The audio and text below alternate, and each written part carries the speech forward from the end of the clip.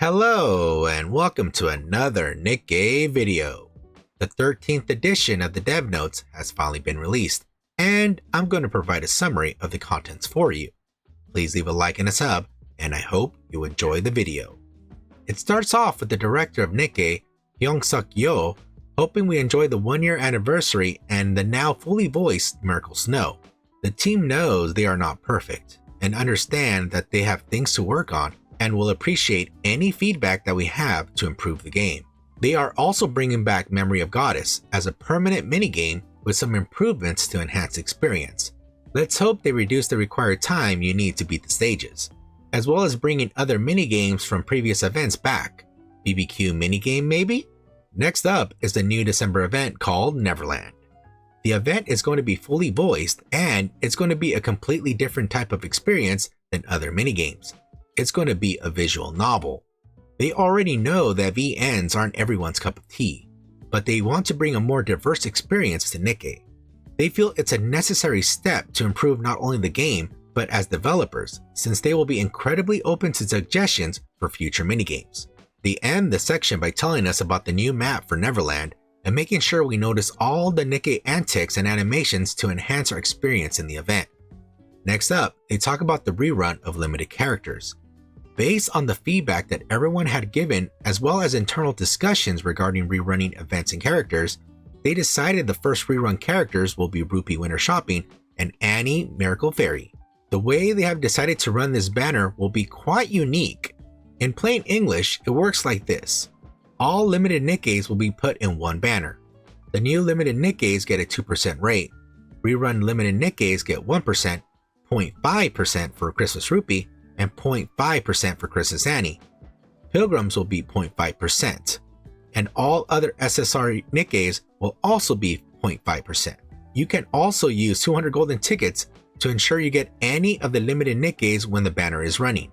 They already know that people will have some gripes with the new system, so they are incredibly open to suggestions and feedback on this. They even want us to share our opinions on social media, but please be nice about it. Now, they talk about the improvements to items.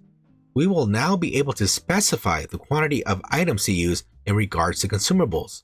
They mention selection boxes and credit cases, and I am assuming they mean we put the total amount to be given to us and the game figures out how many boxes to open. They also mention that Harmony Cubes will be easier to equip.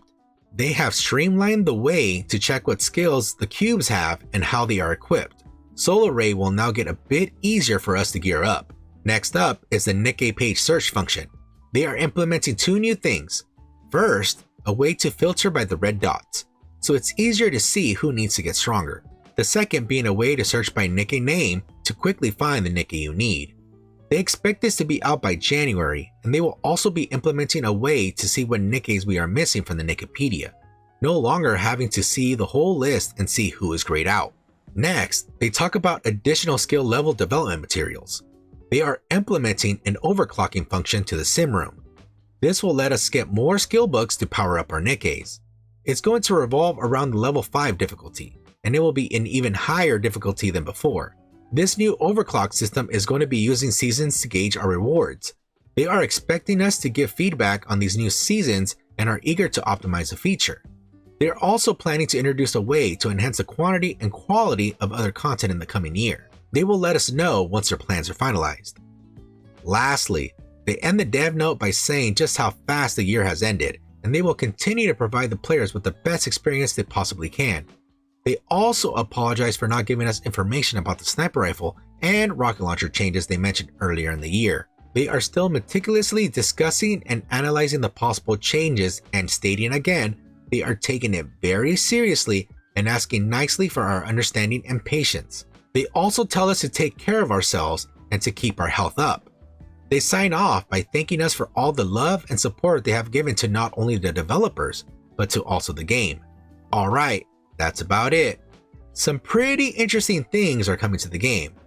Never expected an official visual novel component coming to the game itself. I always assumed it would be a fan game first. I am glad they are giving us more fully voiced events, and I hope this starts becoming the standard in 2023. Making the minigame a permanent mode is also an excellent choice, and will help players from experiencing boredom as often. As for the new limited Nikke banners, I am not exactly sure how I feel about this. It's nice to be able to get more limited units in one banner, but with my luck, I'll be getting the old limited units more often, if any at all. I am glad they are streamlining the harmony cubes and how they are equipped, since I would often forget what cubes had what skills. Having to constantly move through multiple windows to see what skills each cube had was always annoying, and glad they were fixing it.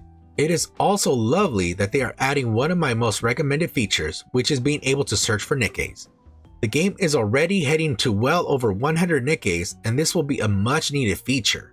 I don't always remember what burst number or role the unit is, so this will be more than a welcome addition to the game. Giving us more ways to get skill up books is fantastic, and seeing how now they are going to do seasons will be interesting to see. I wonder if they're going to implement rankings to it so we get more rewards. Lastly, it does suck that we still don't have any news regarding the sniper and rocket launcher changes, but I'd rather them take it nice and slow and ensure they look at all the ramifications of their changes.